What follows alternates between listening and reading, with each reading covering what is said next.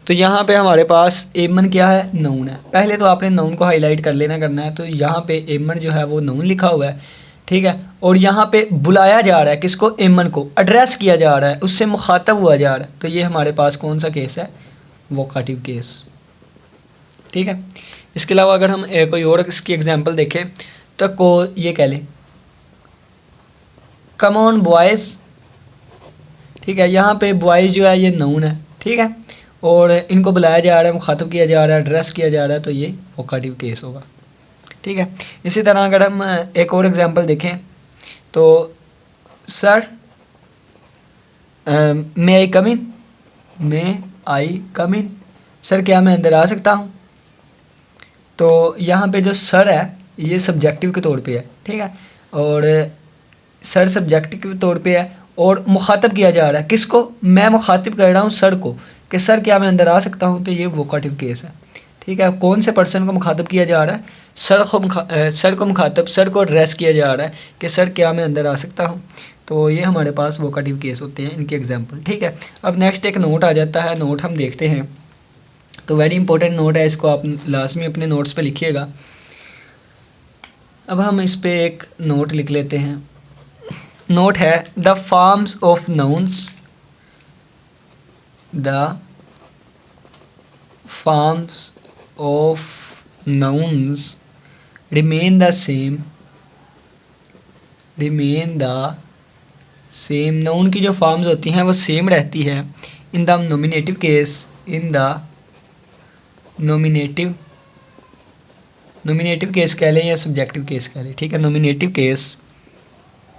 फिर आप objective case जो कि एक्सक्यूजेटिव केस भी होता है, objective case, and the vocative case, and the vocative case. Vocative case में नोमिनेटिव यानी कि सब्जेक्टिव केस में ऑब्जेक्टिव यानी कि एक्यूजेटिव केस में नाउन की जो फॉर्म्स होती हैं वो सेम ही रहती हैं, बट द फॉर्म्स, लेकिन जो फॉर्म्स होती हैं, but the forms, but the form is changed, is changed only in possessive case, possessive case, ठीक है। पहले तो हम बात कर लें कि हमने केस क्या होता है। केस नाउन की एक फॉर्म होती है जो कि इसका बाकी वर्ड्स के साथ रिलेशन बताती है, ठीक है। केस क्या होता है, एक नाउन की फॉर्म ही होती है जो कि बाकी वर्ड्स के साथ इसका रिलेशन बताता है। फिर हमने 4 केस देखे, 5 केस देखे थे, नोमिनेटिव, एक्यूजेटिव, वोकाटिव, डेटिव और पोजेसिव। फिर हमने देखा कि मॉडर्न इंग्लिश ग्रामर में डेटिव केस को ऑब्जेक्टिव में ही शामिल कर दिया जाता है। इस तरह नाउन के 4 केस बन गए, वो नोमिनेटिव, ऑब्जेक्टिव, वोकाटिव और पोजेसिव, ठीक है। तो नोमिनेटिव सब्जेक्टिव केस में भी, ऑब्जेक्टिव केस में भी और वोकाटिव डेटिव भी इसमें आ जाएगा। इन केस में नाउन की फॉर्म चेंज नहीं होती, लेकिन पोजेसिव केस में नाउन की फॉर्म चेंज हो जाती है, ठीक है। ये आपने लाजमी ध्यान रखना है। तो वह कैसे चेंज होती है कि जिस तरह कहते हैं कि the possessive case of a singular noun is formed by adding S, called के जो पोजेसिव केस में नाउन के साथ हम यानी कि एस लगा देते हैं, अपोस्ट्रोफी, ठीक है, वो हम यूज़ कर लेते हैं, तो उस तरह उसकी फॉर्म भी चेंज हो जाती है। इसलिए कहा जाता है कि पोजेसिव में नाउन की फॉर्म चेंज हो जाती है, जबकि नोमिनेटिव, ऑब्जेक्टिव, वोकाटिव और डेटिव में फॉर्म चेंज नहीं होती, ठीक है। तो इसके अलावा हमारे केस आज कंप्लीट हुए। इसके बाद फॉर्मेशन ऑफ पोजेसिव केस है जिसके 7 से 8 पॉइंट्स आते हैं। Use of the possessive case आ जाते हैं जिसके उसके भी आगे 6 पॉइंट्स आ जाते हैं। तो अगर आपको इसकी एक्सरसाइज चाहिए और यूज़ चाहिए, इसका फॉर्मेशन चाहिए, तो आप मुझे कमेंट सेक्शन में बता दीजिएगा, उसके लिए मैं एक अलग लेक्चर लेके आ जाऊँगा, ठीक है। तो अब हम लिखते हैं nouns in opposition. Nouns in opposition को देखते हैं। सबसे पहले हम इसकी डेफिनेशन देख लें। डेफिनेशन तक क्योंकि आपको खुद भी समझ आ जाती है, फिर हम मज़ीद आगे देखेंगे, ठीक है। व्हेन टू नाउन्स, जब दो noun, when two nouns one following the other, एक के बाद दूसरा, one following the other, and referring और हवाला दे, रेफ़र करे, and referring the same person are the same person or thing are so used in a sentence that they are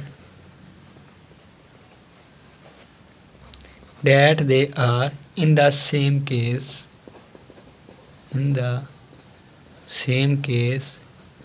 the noun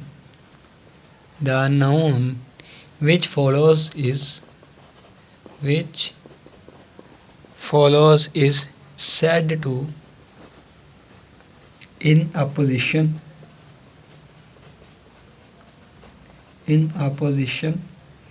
to the noun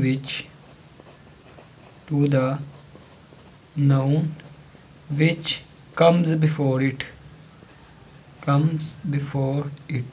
ठीक है, अब इसको समझते हैं ताकि हमें अच्छे से अंडरस्टैंडिंग हो सके। जब दो नाउन्स, ठीक है, नाउन्स इन अपोजिशन हमेशा कब आएगा? जब to nouns one following the other, एक के बाद दूसरा रेफर करे सेम पर्सन को, एक ही पर्सन को दो नाउन रेफर करे, एक ही पर्सन का हवाला दे, ठीक है, आर थिंग या एक ही चीज़ को, are so used in a sentence, एक ही सेंटेंस में यूज़ हों, that they are in the same case, और एक ही केस में यूज़ होते हों। The noun which follows is said to in apposition to the noun which comes before it. Example से समझते हैं, एग्जाम्पल से हमें अच्छे तरीके से समझ आएगी। कि कहें कि Afridi our captain made 60 runs. अब कहा जा रहा है कि अफरीदी जो कि हमारा कैप्टन है उसने 60 रन्स बनाए, ठीक है। यहाँ पे अगर देखें तो अफरीदी नाउन पहले हम ढूंढते हैं, ठीक है। तो नाउन यहाँ पे एक तो कैप्टन है, किसी का नाम है, ठीक है, और एक हमारे पास नाउन ये अफरीदी है, ठीक है। अफरीदी भी नाउन है और ये कैप्टन भी, और कैप्टन भी एक नाउन है। अब ये नाउन जो है अफरीदी किसको शो कर रहा है? कैप्टन ही है। कैप्टन कौन है? अफरीदी है। अफरीदी कौन है? कैप्टन है। कैप्टन कौन है? अफरीदी है। तो ये दो नाउन है लेकिन एक ही शख्स के बारे में बता रहे हैं, ठीक है। नाउन दो हैं लेकिन एक ही पर्सन के बारे में बता रहे हैं। तो यहाँ पे जो हमने यूज़ किया आवर कैप्टन, यहाँ पे जो वर्ड हमने यूज़ किया आवर कैप्टन जो है, तो ये है अपोजिशन टू अफरीदी, ठीक है। Our captain is in opposition, ये आवर कैप्टन जो है ये ओपोजिशन में है अफरीदी की जगह, ठीक है। तो ये उम्मीद करता हूँ कि आपको समझ आ गई होगी, क्योंकि आवर कैप्टन जो है ये अफरीदी के बाद आ रहा है, ठीक है। या इस तरह कह लें कि आवर कैप्टन से पहले अफरीदी आ रहा है। तो इसका मतलब है कि आवर कैप्टन जो वर्ड है, ये वाला नाउन जो है ये ओपोजिशन में है अफरीदी की जगह, ठीक है ना। इसी तरह अगर कोई और हम एक एग्जांपल ले लें, एक छोटी सी एग्जांपल अब मैं ढूंढ लूँ, तो एक और एग्जांपल हम देख लेते हैं यहाँ पे। Aslam the carpenter died of corona virus last night. यानी कि असलम जो कि एक कारपेंटर है मर गया कोरोना की वजह से पिछली रात। तो यहाँ पे असलम और जो कि कारपेंटर है दोनों एक ही है। ये हमारे पास वर्ड जो है ये अपोजिशन में आ रहा है, ठीक है। ये वर्ड अपोजिशन में है किसके? असलम के, ठीक है। तो ये हमारे पास नाउन इन अपोजिशन की एग्जांपल थी। तो नाउन के बारे में हमने तकरीबन सारे पॉइंट्स देख लिए, लेकिन हमारा ये रह गया कि हम एडवर्ब्स कैसे, एडजेक्टिव्स नहीं कौन सा था, एडवर्ब्स कैसे बनाते हैं। नहीं, तकरीबन हमारे ना नाउन के सारे टॉपिक्स क्लियर हो गए हैं। तो जिसमें हमने देखा कि नाउन जेंडर क्या होते हैं, नाउन की टाइप्स क्या होती हैं, काउंटेबल अनकाउंटेबल नाउन्स क्या होते हैं, कलेक्टिव नाउन, अब्स्ट्रैक्ट नाउन कैसे बनाते हैं, ये हमने नहीं था देखा। तो अगर आपको ये लेक्चर भी चाहिए तो आप कमेंट सेक्शन में बता सकते हैं। तो बाकी हमारा नाउन का जो कोर्स है वो कंप्लीट हो गया। अगर आपको एक्सरसाइजेस भी चाहिए प्रैक्टिस करने के लिए तो आप लास्ट में बताइएगा, उनके लिए आपके लिए एक अलग लेक्चर्स आ जाएंगे। कमेंट सेक्शन में अपनी राय का ज़रूर इजहार कीजिएगा। इसी के साथ इजाज़त दीजिए, नेक्स्ट हम फिर मुलाकात करेंगे पढ़ो नाउन के साथ। इसी के साथ इजाज़त दीजिए, अल्लाह हाफिज़, अल्लाह निगहबान।